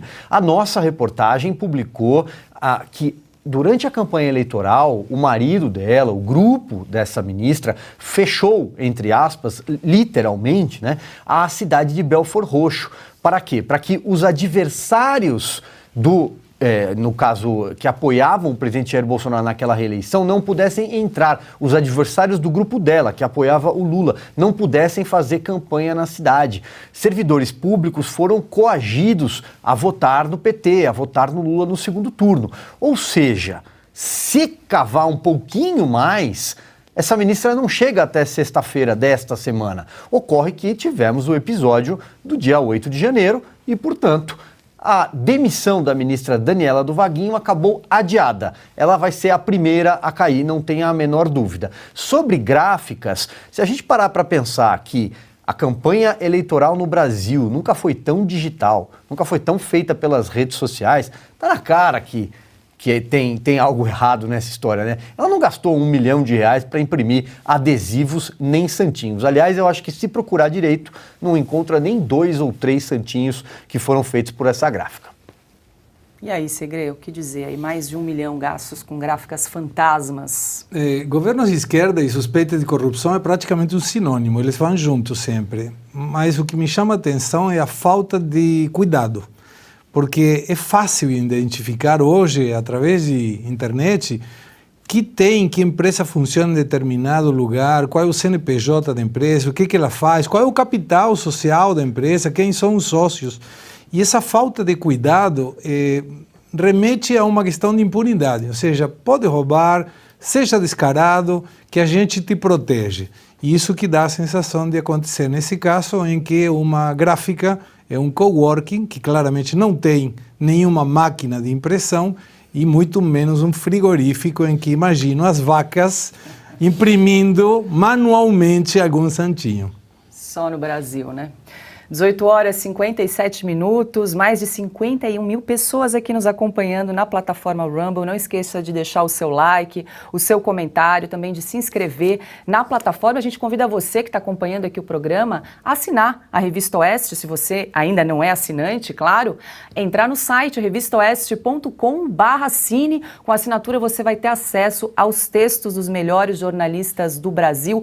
Toda semana uma edição exclusiva, 100% digital, que algumas pessoas perguntam se a nossa revista é física. Não, ela é 100% digital. Então você consegue fazer a inscrição tanto no site revistaoeste.com/assine ou apontando também a câmera do seu celular para esse QR Code que está aparecendo aqui na tela. Eu vou ler aqui alguns nomes dos nossos colunistas, além dos já bastante conhecidos J.R. Guzzo, Augusto Nunes, Ana Paula Henkel, Silvio Navarro, nós também temos Evaristo de Miranda, Flávio Gordon, Dagomir Marquesi, quem mais? O Biratã Iório, Frank Furedi, Jeffrey Tuck, Gustavo Segre, Salim Matar, Roberto Mota. Enfim, é um timaço de jornalistas, analistas que comentam os principais assuntos da semana com exclusividade para quem é assinante. Então, se você ainda não assinou, corre lá no site para garantir a sua assinatura, textos exclusivos da Revista Oeste. E a gente segue com mais informações aqui no programa, porque o Brasil será representado no Fórum Econômico Mundial em Davos, na Suíça, pelos ministros da Fazenda, Fernando Haddad, e do Meio Ambiente, Marina Silva. O evento, que reúne as principais lideranças mundiais, começou hoje e vai até sexta-feira. Lula desistiu de participar do encontro para visitar a Argentina e o Uruguai. Já o vice-presidente Geraldo Alckmin preferiu ficar no Brasil e concluir a montagem do seu Ministério do Desenvolvimento, Indústria, Comércio e Serviço. Quero ouvir dos colegas aqui o que esperar da participação de Haddad e Marina Silva em Davos. Começo com Gustavo Segre. Deus nos ajude. É um fórum econômico mundial. E vai participar um ministro da Economia que ele claramente já manifestou que não entende economia.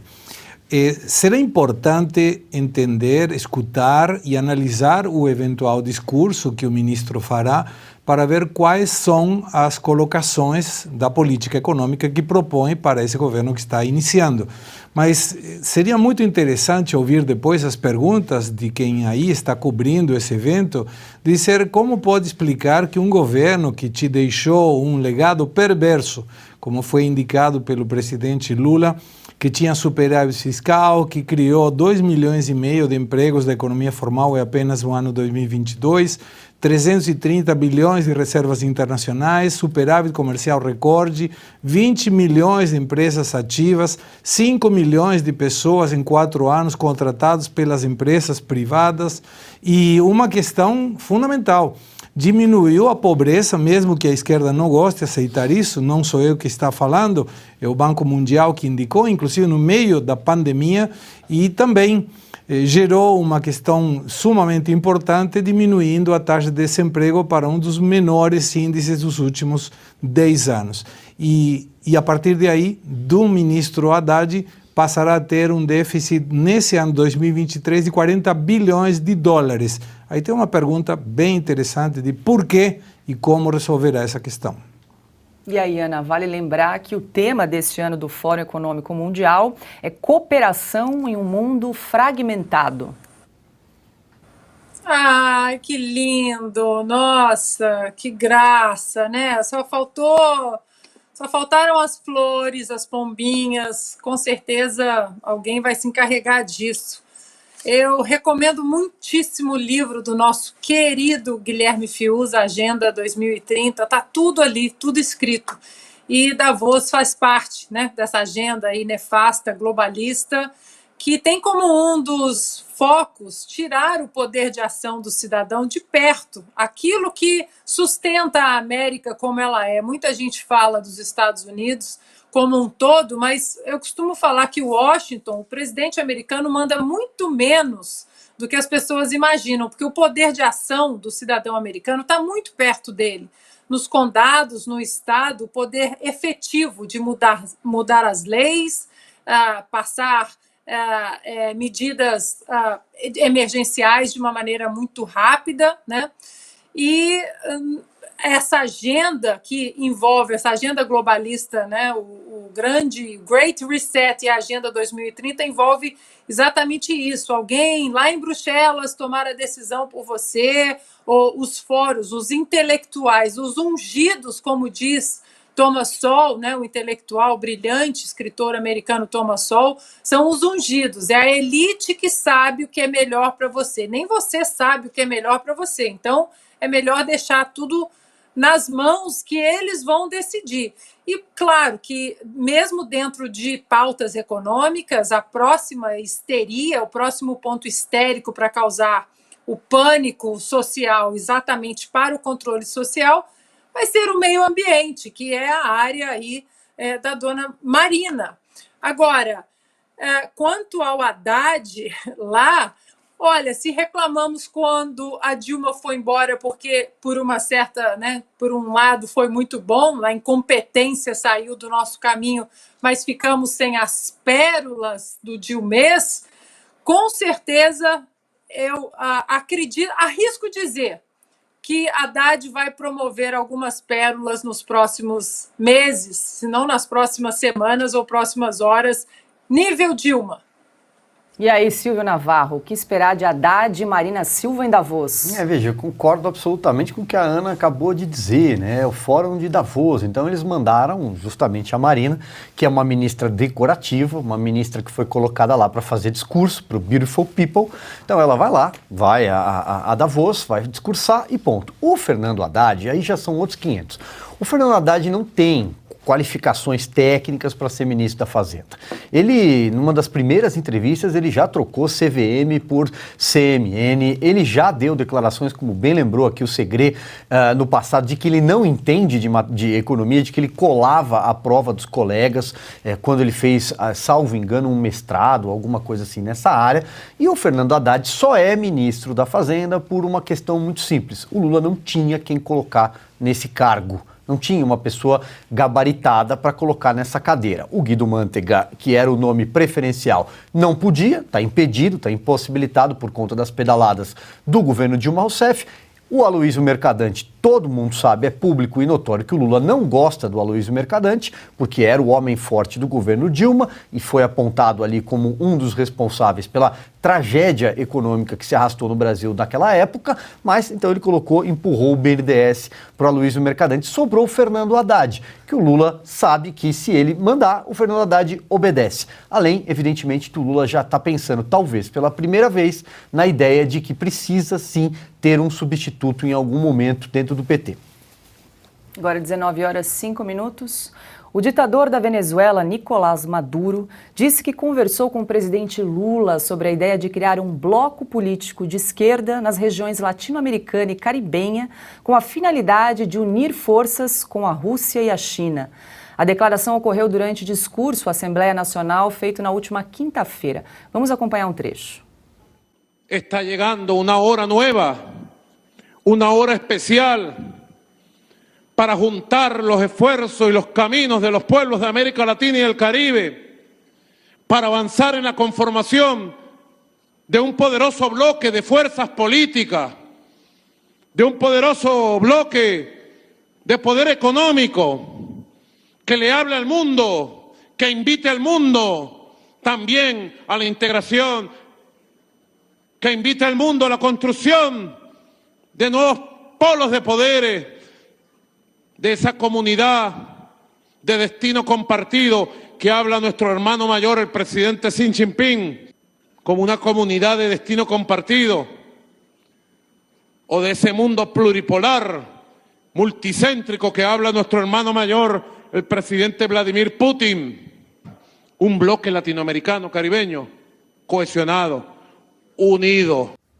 Segré está aqui indignado, vou começar com ele, lembrando a nossa audiência que Lula e Maduro devem se encontrar na cúpula da Comunidade dos Estados Latino-Americanos e Caribenho, a CELAC, que ocorre no dia 24 de janeiro em Buenos Aires. Vai ser um prazer enorme receber na minha terra semelhantes personalidades do mundo político. Mas você sabe, Paula, que não está confirmado que o Maduro e o Díaz-Canel possam viajar, porque tem aviões que são requeridos pela justiça americana. O Díaz-Canel, da Cuba, ele viaja em aviões venezuelanos, porque a Cuba está falida, não tem dinheiro nem para pagar um avião. E eles têm medo que a justiça americana possa penhorar os aviões ou que, como a maioria das empresas que fornecem combustíveis têm capitais americanos, eles não possam reabastecer os aviões e tenham que ficar os aviões em território argentino. Eles têm, de alguma maneira, uma tranquilidade em termos diplomáticos, de que não podem ser presos. Lembrando que os Estados Unidos colocou uma recompensa de $15 milhões pelo Nicolás Maduro. Mas o que me preocupa mais é a questão do irmão mais velho, Xi Jinping, o outro irmão, o primo, sei lá como ele denomina, Putin, quando busca uma pátria grande na América Latina com dados que assustam. O próprio, nessa mesma fala da Assembleia Nacional, o próprio Maduro indicou que tem 2,3 milhões de pessoas com uma crise severa alimentar na Venezuela. São 30 milhões de habitantes. 6 milhões de venezuelanos saíram exiliados do país buscando um futuro melhor.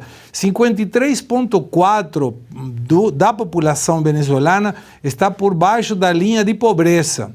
A própria ex-presidente do Chile, Bachelet, indicou como uma representação das Nações Unidas que tem violações aos direitos humanos.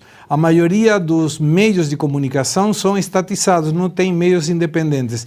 E esse é o exemplo dessa pátria grande latino-americana. Meu Deus do céu. Ana, só para a gente lembrar aqui também para a audiência que em 2020 o governo de Jair Bolsonaro oficializou a saída da CELAC, que é essa comunidade, cúpula da comunidade dos estados latino-americanos, mas o Lula decidiu então voltar a integrar a cúpula. Lembrando que o Foro de São Paulo foi também uma teoria conspiratória, né, lá do velho da Virgínia, aquele maluco que já falava em Foro de São Paulo há décadas. E agora o Foro de São Paulo está aí, à luz do dia, inclusive enaltecido, né, pelo Lula e seus asseclas ali do PT. Agora, curioso que o ditador fala o nosso presidente maior, Xi Jinping. Não fala ditador, né? Um ditador falando para o outro deveria falar eu, ditador, vamos enaltecer o nosso ditador máximo, Xi Jinping. E outro ponto curioso também, Paula, é que quando o presidente Bolsonaro fez aquela viagem à Rússia para sentar com Vladimir Putin antes da guerra da Ucrânia e a Rússia, para negociar a compra de fertilizantes para o Brasil, o agro sendo uma das principais engrenagens, né, sociais e econômicas do nosso país, a esquerda brasileira criticou, desceu a lenha no presidente Bolsonaro, vai sentar com ditador, vai sentar com fascista, com isso, com aquilo, regime totalitário. Hoje, aqui, os americanos e os canadenses ainda estão com o campo escasso na questão de fertilizantes. O Brasil continua aí tranquilo, né? O agro continua produzindo graças exatamente a essa reunião que o presidente Bolsonaro teve com Vladimir Putin. E agora que um ditador fala do Vladimir Putin, silêncio absoluto na esquerda. Aí tá tudo bem. E aí, Silvio Navarro, o que dizer dessa fala aí do ditador Nicolás Maduro?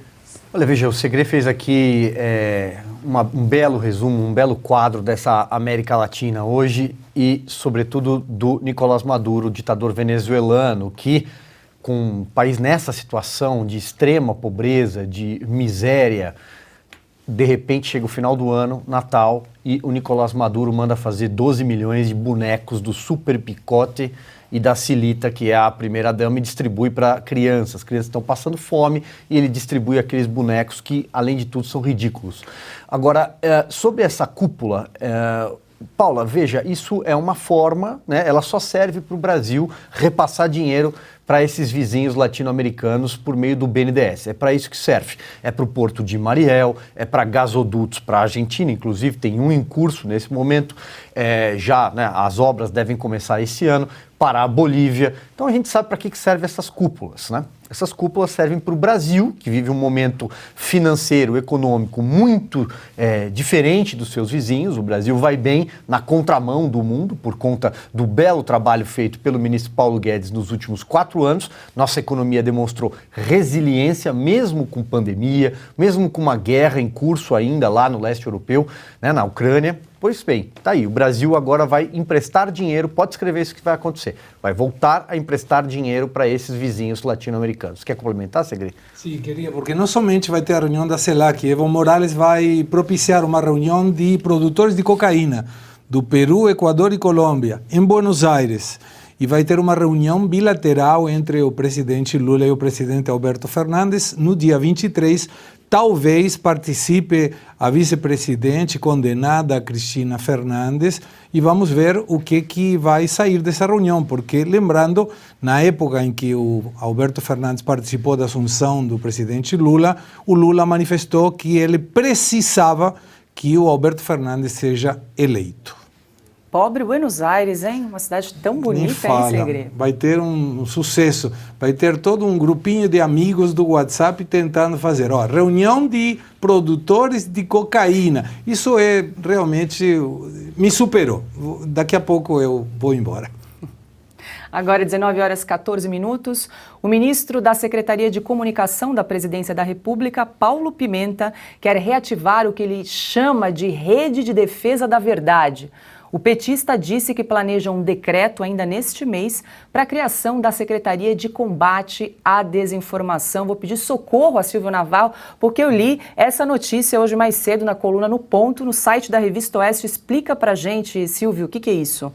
Eu tenho até medo de tentar explicar, Paula, mas olha, veja bem, está em curso e em apenas 15, 16 dias a gente já viu uma série de medidas autoritárias saindo ali da caneta dos ministros do presidente Lula, que ferem e dilapidam a galope as liberdades, né? Então você tem uma procuradoria para investigar a desinformação, você tem uma secretaria de monitoramento de redes sociais, a AGU foi transformada numa verdadeira Stasi ou num DGI cubano, né? uma polícia de Estado, uma agência de inteligência paralela para fornecer informações para governos comunistas, é disso que nós estamos falando, né? Então assim, isso está em curso, isso está acontecendo no Brasil e agora vai ter o Gabinete do Amor, agora vai ter... Olha, é difícil até me estender aqui, Paula, mas o que há, sim, é uma demolição de liberdades acontecendo a galope no Brasil. Ana, também quero incluir aqui mais uma informação, porque a nova presidente da empresa Brasil de Comunicação, a EBC, tomou posse. A jornalista Cariane Costa foi indicada ao cargo por Paulo Pimenta. Durante as eleições, a jornalista compartilhou publicações defendendo o voto em Lula, abre aspas, com amor, alegria e confiança na vitória. Cada voto conta para fazer a diferença na mudança do país, fecha aspas. Peguei uma carona aqui no final da fala do Silvio Navarro. Não, e engraçado que essa administração, eles são tão hipócritas, porque o Paulo Pimenta foi um dos que suspeitaram da facada no então candidato Jair Bolsonaro em 2018, né? Ele foi às redes sociais e disse que era fakeada, né? Não era facada, era fakeada. Depois agora vem tentando justificar, mas... E o flagrante perpétuo, né? Como é que faz o flagrante perpétuo de fake news ou a intolerância do bem? E o curioso de também, outro ponto, Paula, dessa administração, é que você corre aí o nome nos 37 ministérios, eles, quando perguntado o que eles acham dos nomes, né? Tanto Paulo Pimenta quanto o próprio Lula, Geraldo Alckmin, o que eles respondem? Porque temos mulheres, temos negros, temos todos os nomes relacionados a esses balaios coletivistas. Nunca vem uma ficha técnica. É formada nisso, administrou isso, tem experiência naquilo. Eu vi uma entrevista ontem, por exemplo, da nova ministra da Cultura, a Margarete Menezes, e ela falou 30 segundos e não soube responder as perguntas e colocou o assessor ali do lado, o secretário quer falar alguma coisa e puxou um outro secretário. Ou seja, estamos entregues, né, não apenas nessas pastas ditas culturais e ideológicas, a da cultura, do esporte, a um caminho ideológico, mas em pastas importantes, como o Ministério da Economia, como o nome do Banco Central. Não, vamos colocar uma mulher, vamos colocar um negro, um homossexual, um indígena. Bom, meritocracia, né, independe da sua cor, da sua opção sexual ou do seu gênero, do seu sexo, e isso nós não temos visto na nomeação dessas pastas, e isso é bastante preocupante. O Segre, vamos ver se você consegue estabelecer mais um paralelo com a Argentina. Ainda nesse assunto, Paulo Pimenta indicou querer uma nova EBC, Empresa Brasileira de Comunicação. Na última sexta-feira, diretores da estatal, que eram da gestão de Jair Bolsonaro, foram demitidos. Entre eles, o presidente da EBC, Glenn Lopes Valente. A cúpula petista não estava satisfeita com a linha editorial adotada pela TV estatal. Nos protestos do último dia 8 de janeiro, a EBC classificou as pessoas que estavam na Praça dos Três Poderes como manifestantes, o que teria desagradado ao governo. Quando termine essa investigação que o senador Marcos Duval estava mencionando, talvez tenha que incorporar de novo o presidente da EBC, porque tinha claramente várias pessoas que eram configurados manifestantes. Isso, de alguma maneira, também não invalida a questão de que todo o recurso público que é destinado à comunicação do governo pode ter alguma forma de manifestação, de manipulação dessa informação para a população. Na Argentina tem a mesma coisa, tem a televisão pública, e essa televisão pública que ninguém assiste, porque não tem nenhum sentido assistir, conta todas as benevolências do governo.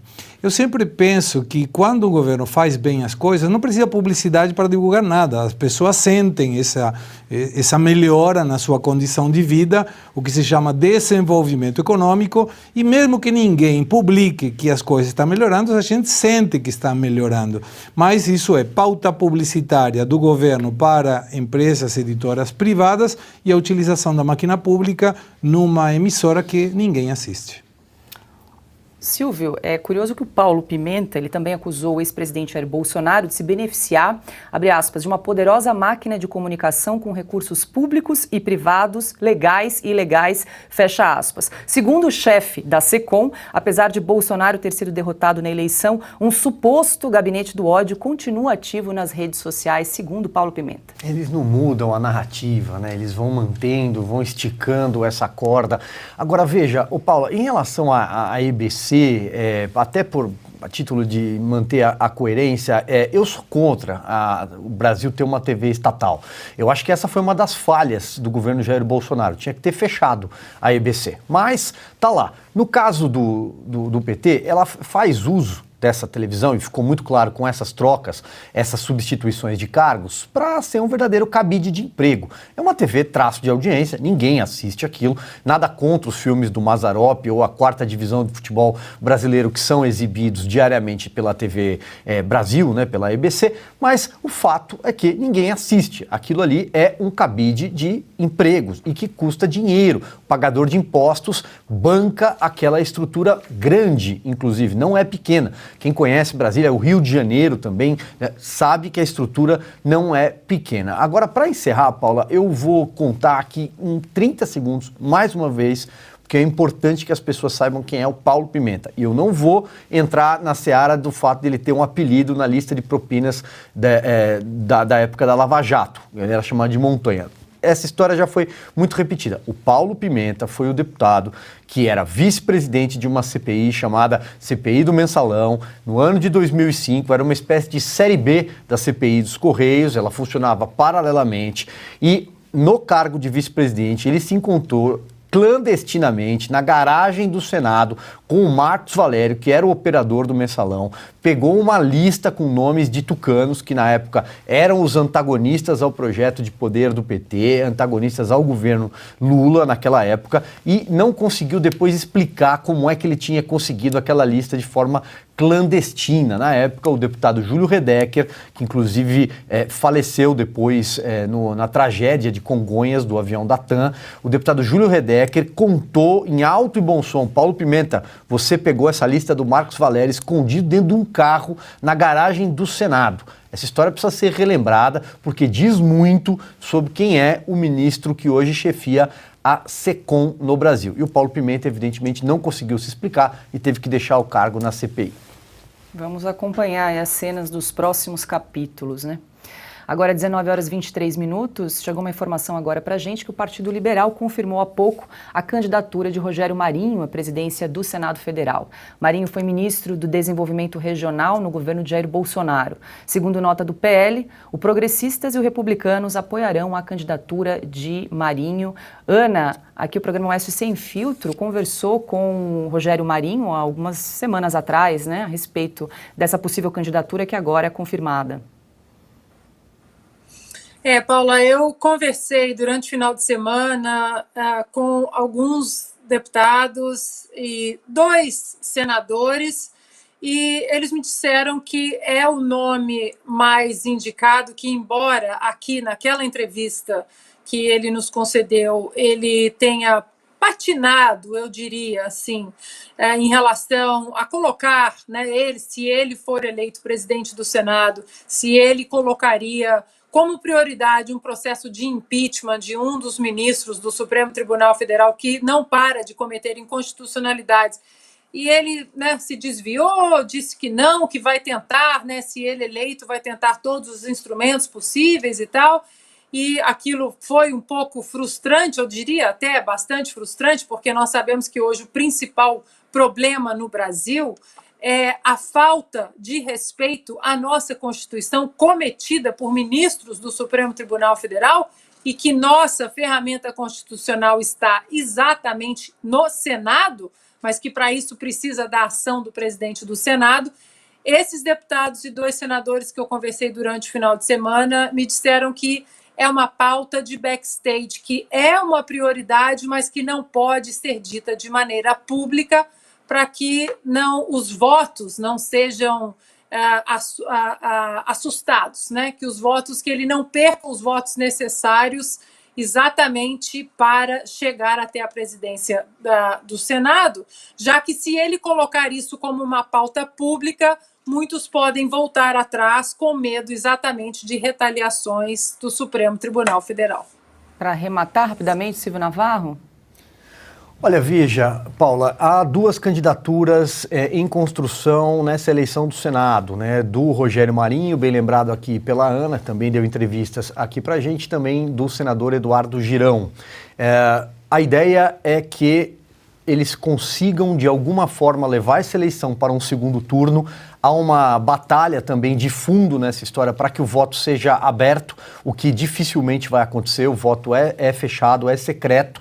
E aí, num segundo turno, eles se unem, se juntam para tentar impedir a reeleição do Rodrigo Pacheco, que talvez seja uma das coisas mais importantes hoje no país, porque o Congresso está de joelhos, como bem disse o deputado Marcel Van Hatten, o Congresso está fechado, o Congresso precisa reassumir o seu papel na Praça dos Três Poderes, sob pesos e contrapesos, freios em relação aos demais poderes. E, diante do que a gente tem acompanhado, desse total desequilíbrio nos poderes da República, é fundamental que o Congresso Nacional volte a legislar.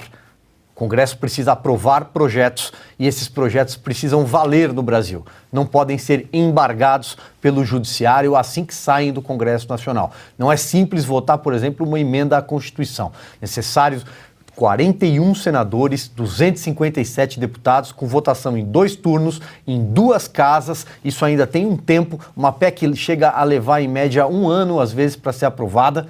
E aí o Supremo vai lá e numa canetada, inclusive monocrática, como aconteceu no ano passado, simplesmente todo o trabalho do Legislativo é jogado no lixo. Então o Congresso precisa ser reaberto, precisa retomar as suas prerrogativas constitucionais. Então a gente torce para que uma dessas candidaturas prospere, porque afinal de contas o Rodrigo Pacheco está lá e ninguém se lembra de um discurso do Rodrigo Pacheco, um projeto que ele tenha assinado ou que ele tenha aprovado. Ninguém sequer sabe o que o Rodrigo Pacheco fez para chegar a esta cadeira. Talvez não incomodar ninguém tenha sido seu grande mérito.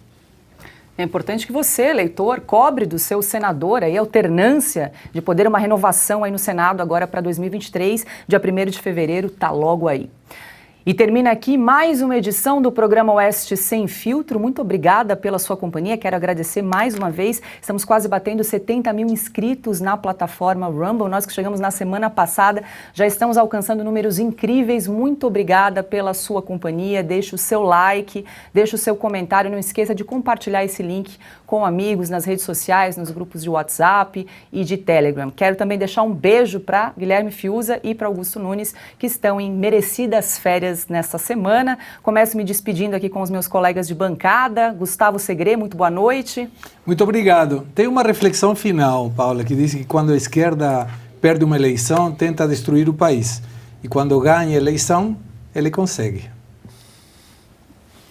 Bom para começar a semana aí, né? Muito boa noite, querida Ana. Boa noite, obrigada mais uma vez pela companhia, pela condução do programa, Paula, Segre, querido craque Silvio Navarro, um beijo Fiuza, mestre Augusto Nunes. Eu queria agradecer, Paula, a nossa audiência e as muitas, centenas de mensagens no meu Instagram, contando que estão assinando a revista Oeste, passando o link para os parentes, para os familiares. Esse programa só existe, só é possível por causa de vocês aí do outro lado, nossa audiência maravilhosa. A minha reflexão, vou pegar a carona aí do Segre, hoje é um feriado importante aqui nos Estados Unidos, que é o dia de Martin Luther King Jr., e ele dizia que para que os maus eles se sobressaem, é preciso o silêncio dos bons. E aqui vocês ajudam que o conteúdo desse programa e da revista Oeste continue sem filtro. Muito obrigada a todos, boa noite, até amanhã. Grande Silvio Navarro, muito boa noite. Ele que semana passada estava fechando a última edição da Revista Oeste. Estávamos com saudade aqui de você na bancada. Eu também estava com saudades, Paula.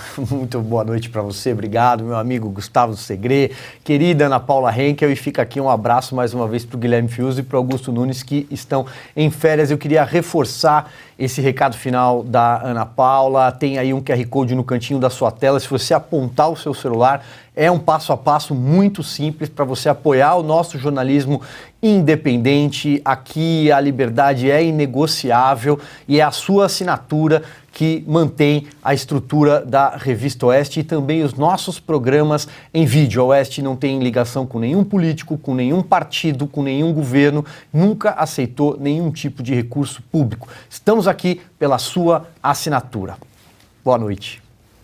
Lembre-se então de fazer a inscrição no nosso canal do Rumble e deixar seu comentário. É só uma informação, quando você faz a inscrição no Rumble, você recebe um e-mail e você precisa então confirmar essa inscrição para daí poder interagir com a plataforma, deixar o seu comentário, seu like. Então é importante que você cheque a sua caixa de e-mails para poder fazer essa confirmação e participar aqui conosco desta plataforma. Uma boa noite e até amanhã.